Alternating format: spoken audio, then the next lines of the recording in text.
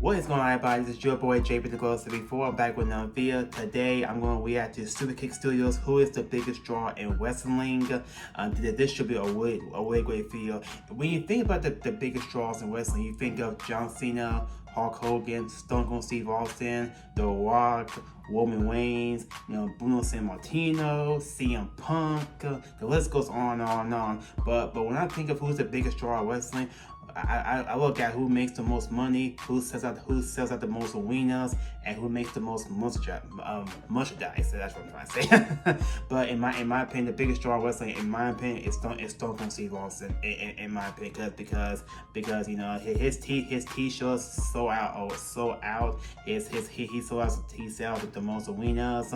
He makes the most money. So we're gonna check out who's the biggest draw of wrestling right here. If this is your first time, this is JPTHEGLOVE74. Follow me on Facebook, Instagram, and TikTok, and also subscribe to my channel for more wrestling content. Without further ado, let's get into this. Being a draw in professional wrestling, being a spectacle larger than life, a character which the audience can get behind, selling merch, and of course, putting butts in seats. That's right, that's true. The draw in professional wrestling is open to interpretation. For some people, they base it off of how many butts were put in the seats. Others base it on TV ratings or pay-per-view buys. Yep, that's true. And for some, it's how much of an attraction you were. How much you transcended the professional wrestling business and smoothed that into the mainstream media. But who is the biggest needle mover in professional wrestling history? We're going to start in the 1930s and 40s with a man named Jimlondos. I don't think I knew immigrated to him. America from Greece at age 12, and a matter of years later, he adopted a no-nonsense persona. Added to that was his physical appearance, which made Londos a huge draw. He was so talented, so strong, such a physical specimen that he was able to attract an audience during the Great Depression of all times. Londos, by many, is called the biggest overall draw in wrestling history. Oh wow, okay. Did not know that. Before wrestling shifted its focus to entertainment rather than pure wrestling, it's reported that he was able to draw 100,000 people in the Athens Stadium. That's actually pretty good. Pretty good. Those people were turned away during that event. With his consistency and drawing power, his name definitely needs to be in the conversation for this accolade. Granted, he didn't work a heavy schedule, but 30 years of being an attraction, that's quite impressive. That's pretty you know impressive. What else is impressive? Selling out Madison Square Garden 187 times. Okay. That is what Bruno Sammartino did. Of course, Bruno He reigned as world Sammartino. champion for 11 out of 14 years and only lost that title because he basically begged to. He needed a break, so they took the title off of him. Back before you needed a gimmick to be hot with crowds, there was a mystique around strong, no-nonsense bruisers, and Sammartino was just that. He would run through opponents in record time. He would dispatch of people with the greatest of ease, so much so that he himself became a valuable commodity. Yeah, Bruno was a beast. That your nickname is the King of New York, you have something going for you. A consistent draw for over a decade. This came at a time where there were families with less televisions and wrestling hadn't boomed quite yet. That's true. But what about when professional wrestling did boom in North America? We're getting to Hulk Hogan. Vince McMahon wanted to turn WWE into a global juggernaut. He wanted to make that one star that could help him make a global expansion, and Hulk Hogan was that guy. Yes, he was that guy. He was that guy at that time. The bright colors, the marketability, being able to live the role. Hulk Hogan had it all. Yep, he Without did. Hulk Hogan, professional wrestling does not reach the heights it did in the 80s. Words do not do justice how much of an impact Hulk Hogan made in helping the WWF cross over into the mainstream media. He was wrestling's first global megastar. Yep. He was the reason why wrestling went from a niche to catering to a worldwide audience. The charisma, the physique, the leg drop, the iconic shirt tear, and recognizable pose. The reason why a lot of us are here today is because of Hulk Hogan. He was on SNL, he was making guest appearances, he was shipping every type of merch imaginable for a sustained period of time. He was the one selling out buildings, and he was the one who began the era of sports entertainment. Without the groundwork that Hulk Hogan laid, there is no Attitude Era. That's true, man. Hulkamania was the rise of professional wrestling in North America. Yes, he was. Not to mention that he was the reason that WrestleMania became as successful as it did. Without Vince McMahon having Hogan there to pull the trigger on that event, all the crossover with celebrities and actors just doesn't happen. When he jumped to WCW, he's the one who made it go from competition to the A show for 83 straight weeks with the formation of the NWO. He went high with Hogan. Wanted to see Hogan. He helped television networks get ratings. Not to mention the NWO shirt, which on its own is one of the highest selling pieces of wrestling merch ever. Yes, it is. What bodes in Hogan's favor was that this was when wrestling was hip. The marketability was there. You could plaster his logo and color scheme onto anything and it would turn a profit. People wanted his merchandise. People wanted to be Hulk Hogan. He was a character larger than life. He was the one who drew 93,000 fans at WrestleMania 3 with Andre. 8 of the first 9 Manias, he was the one who main evented. He did. He did it in the AWA, the WWF, WCW, Japan, and then right back to WWE all over again. He's definitely a draw. Simply drew money, fans, and ratings for 20 years on a consistent basis, and with that, he made wrestling a global phenomenon. Speaking of phenoms, we gotta quickly touch on The Undertaker. The thing with The Undertaker was, yes, he was a draw, but he was more so a draw for hardcore fans. Yes. He kept hardcore fans engaged to the product during the PG era with his character work and constant dedication. He himself made WrestleMania his event with the streak. It basically became an attraction that people would come to watch every year, with the streak finally end. The thing that deters him to being the answer for many people is, even though he is the best pure character in wrestling history, you didn't see Undertaker on TV. No, you didn't. You see didn't. Undertaker skyrocket a boom period for because WWE. Undertaker was a special attraction. A huge part, yes. He's a recognizable name, yes. But his crossover appeal and overall marketability outside of catering to hardcores, not necessarily there. Let me ask you a question. What does the Statue of Liberty, the Eiffel Tower, and the Taj Mahal have in common? These are landmarks that people go out of their way to see. Andre the Giant was much the same. Yes, Andre the Giant. At 7'3", Andre the Giant is probably the biggest attraction wrestler that the wrestling business will ever see. This is true. This is true. In the 70s, what Hogan was in the 80s. He was a grand spectacle that people would come in just to see the sheer size of and how a man that large would compete in a ring. The guy is considered a god in places like Japan. He'd be paid 5 figures to work one night. He broke into mainstream movies with his role in The Princess Bride. He made people money. Seeing someone that big do what he did, it was dollar signs. He was that coveted. Wherever Andre went, people lined up. Then you look at a guy like Ric Flair, who is a huge draw in the NWA territories, making those shows the most attended ones, reigning as world champion and making babyface stars. Flair's style was perfect in the NWA, but as pay-per-views and television networks started to rise, people started to find Ric Flair's limitations in the ring. The way he wrestled, it was a draw for the NWA system, but probably wouldn't have worked on a larger scale like WWF or WCW. This is true. I think universally the man that is regarded as the biggest draw in professional wrestling history number one right here. Number one. Stone Cold Steve Austin. Yes. When the argument is made between Austin and Hogan, people will say that yes, Hogan drew for a longer period of time, but Austin drew better numbers in a smaller period of time. And he still had the most Austin's numbers, he'd be higher than Hogan. Austin was WWE's hottest star in their most profitable era, a time where everything was wrestling, the Attitude Era. Without Stone Cold, the WWF was dead. He carried that roster and plugged WWF from going out of business. His popularity with the fans was sky high.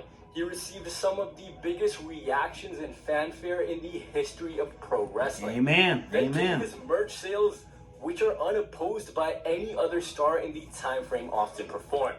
The Austin 316 shirt is the highest selling shirt in wrestling history. It still is. And to this day, Austin remains one of the top merchandise sellers in the WWE. Yes, this is With that, wherever he went, he was able to bring people into arenas. The badass persona, the simple yet very recognizable look, and of course the Austin 316 catchphrase. He was the one who, after Hogan left, brought WWF back to the mainstream eye in its most popular time. They were able to branch off into different ventures, be that merchandise, television commercials, and overall mainstream exposure. He did this during the height of the Monday Night Wars, and in that boom period for wrestling, he won the war for WWF. He did. He turned the tide against WCW, and his returns in the 2000s generated bigger needle-moving business than any wrestling return. And it was so much more than that. That goes for live events, merchandise, TV ratings, pay-per-view buys. That is undisputable. Austin is the reason why in 1999, WWE went from a private company to a public company. Wrestling was at its height. Sure, Hogan kickstarted the initial boom, but during the second boom, Stone Cold carried it to astronomical heights, which are yet to be seen again. But at the same time as Stone Cold Steve Austin, the company had another full-time megastar, and that was The Rock. If you smell! Both these men's popularity was at a fever pitch at the same time. A lot of people will argue that The Rock's popularity came because of Stone Cold. But when you look at the Attitude Era's prime years, that was in 1999 to 2001. Some of those years, Stone Cold was injured, and having The Rock at the top, the company was doing just fine. They were just fine. For The Rock, you look at his buy rates. His involvement in WrestleMania 27 as the guest host alone got that show $6.6 million. And then he has to his name the most bought WrestleMania ever. WrestleMania 28 with John Cena. I remember that match. 1,217,000 Yeah, buys. that's a lot. That's a lot of pay-per-view buys. Aside, you look at The Rock's marketability. Having a catchphrase like, "Do you smell what The Rock is cooking?" Selling t-shirts, appearing in mainstream television, creating a brand for himself, which he was able to later on translate into Hollywood. Not to mention his unrivaled sales in home video, merchandise, and event tickets. The audience hung on his every word. He had the charisma, the fun moves, the compelling character. Many will say that The Rock took things even higher by giving Stone Cold a run for his money. 2000 to 2002, those were the years where it was The Rock show. It was. Rock was on the cover of all the video games and magazines. He was hosting SNL, and many would say that he was the biggest pop culture influence at that time. There are some factors that deter The Rock from being regarded as the bona fide top draw in the industry. The longevity is one of them because he turned to Hollywood pretty quick. But in today's day and age, if you were to put The Rock's face on merchandise, if you were to tell audiences that he'd be returning, just based on his overall global appeal and stature in the entertainment industry, he would easily drop.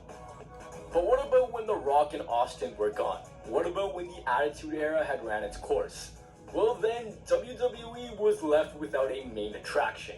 And then we had Brock Lesnar's mega push to the top. And let's be real, Brock Lesnar did not become a draw in WWE. Yeah, he became a draw when he left WWE. This guy was carrying the UFC for a period of time with some of the highest fight card buy rates. Yes. When he came back in 2012, he was even a bigger star because of his dominance in the UFC. People were like, this is a legit fighter, and now he's going back to WWE, which created a huge buzz. A recognizable name which caters to both fans of sports entertainment and the combat world. Brock brought in fans from the UFC to WWE and vice versa. When you look at the presence, sheer viewership, television numbers, and worldwide appeal, Brock's the guy. And then you come to the quintessential company man. That's my childhood right here. John Cena. That is John Cena. Yep. You can say whatever you want about John Cena, but you cannot argue, much like Hogan smoothed the transition from niche to mainstream, Cena did that for TV 14 to PG. John Cena has made WWE the most money ever overall for merchandise. Not one particular item, but wristbands, t-shirts, obscure items like these. You name it, Cena turned a profit for that company. He did. Simple things like a spinner championship. People will complain, but you look at PG, parental guidance, catering to an audience of children and families.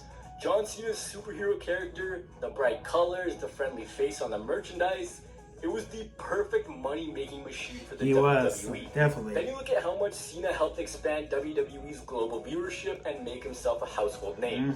9 times out of 10, you ask someone who John Cena is, they'll tell you no problem. As one of very few megastars who can still go in the ring, when Cena returns, it boosts attendance and live event figures. Looking at ratings, yes, they did fall under Cena's hand. Yeah, it did. But that was an inevitable drop that was going to come no matter what. As television becomes more oriented towards on-demand, the more numbers YouTube will go down. Yep. The thing with Cena being so high in merchandise sales is also that his longevity has been extremely strong for the company. If you were to adjust someone like Stone Cold's number, he'd be in the same ballpark. Also with Cena, the ability to cross over into the mainstream.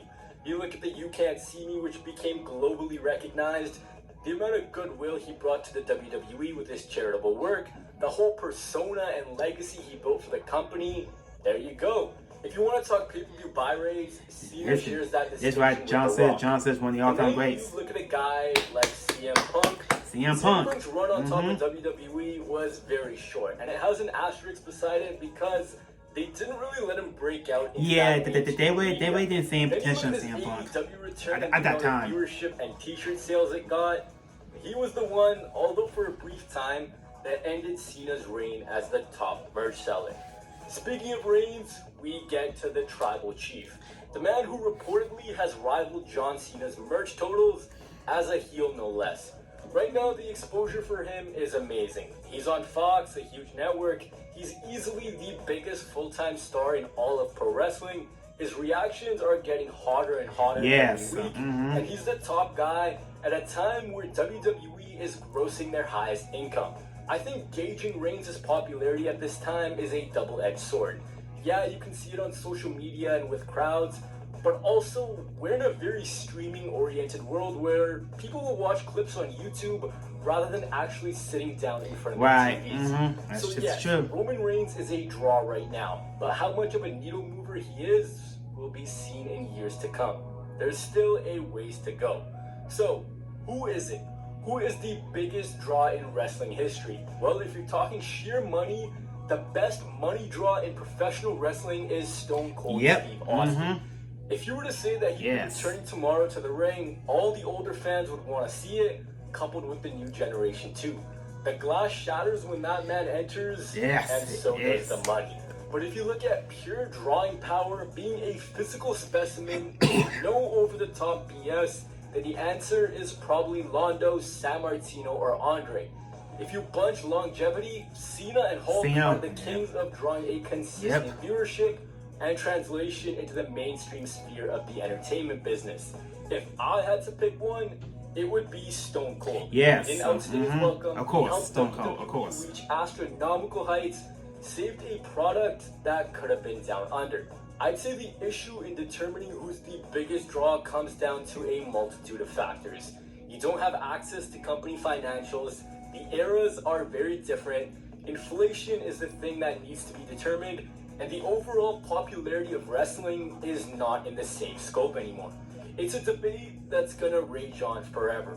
But who do you think is the biggest draw in professional wrestling history? Who, in your opinion, is the biggest needle-moving star in the history of professional wrestling? Let me know in the comments below. I look forward to seeing what you guys have to say. As always, stay safe, stay blessed, take care. Amen.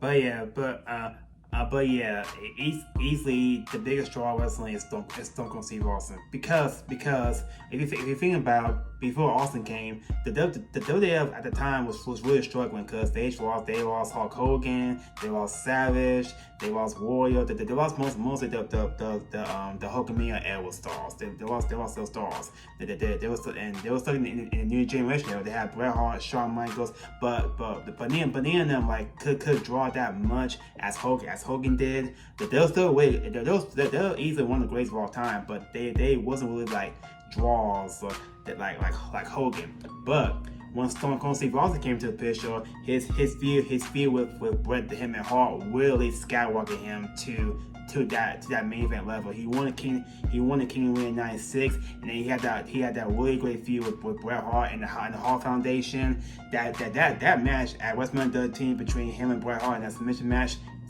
chef's kiss. He's easily one of the greatest main matches for all time. And that match right there, you know, when Bret Hart hooked Stone Cold that sharp shield with Stone Cold blood like dripping all over his face, not some windowing. That right there really skyrocketed Stone Cold Steve Austin. Like he was selling out arenas. He became WWE champion at WrestleMania 14, defeating Shawn Michaels, and that just took off. It took off. He was selling out arenas. He was making the most money. He was drawing the most money. He was making the most merchandise. He was like, you know, just all around easily the greatest of all time. And also like without Stone Cold Steve Austin, I don't think the WWE would defeat WWE in ways that I would feel like had not been for Austin, WWE would probably won that war, and WWE would have been out of business. So kudos to Stone Cold Steve Austin, like, man, like he is definitely the biggest draw in wrestling history, like in my opinion. But behind Austin is Hulk Hogan. Like Hulk Hogan. When Hogan was a star in the '80s, he really put the WWE on the map. Because before Hogan, it was WWF at the time. Even had Bruno Sammartino, they really wasn't really like, you know, so and so. But when Hogan came in, when Vince took over, Hogan really took WWF into that mainstream publicity, and he was in the merchandise, selling out arenas left and right, the Hogan Man T-shirts, all that. He was definitely the golden child and helping WWF reached that high plateau, and he made the WWE at the time. And for John Cena, he was the guy that took the keys from Stone Cold Steve Austin to Walk, because both Austin and Walk were leaving. Walk was leaving for Hollywood. Austin had to retire because of neck problems and knee injuries. So they needed a big star. So John Cena came over, and he really took the keys to the kingdom, and he became one of the biggest names in wrestling history. And his longevity, selling out arenas, his merchandise, the C Nation, like he was definitely one of the all-time greats. He was there with my childhood heroes, because in my childhood it was John Cena, Edge, Randy Orton, Undertaker, Shawn Michaels, Triple H. The list goes on and on. But if you think about the biggest draw in wrestling history, it's Stone Cold Steve Austin, and right behind Austin is Hulk Hogan, The Walk number 4, and Cena number 5. So that's mine. Who's the biggest draw in wrestling? Who y'all think is the biggest draw of wrestling? Leave your comments down below. Until next time, this is your boy JPTHEGLOVE74. Be sure to subscribe to my channel for more wrestling content, and hit that like button if you like this video, and also follow me on Facebook and Instagram and TikTok. And we'll see y'all in the next video. Hope you guys have a really great day, y'all. God bless y'all, and peace.